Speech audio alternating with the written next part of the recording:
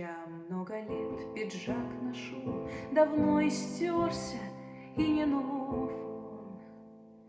И я зову к себе портного и перешить пиджак прошу.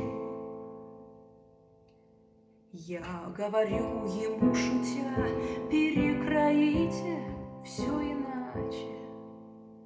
Сулит мне новые удачи, искусство кройки и шитья.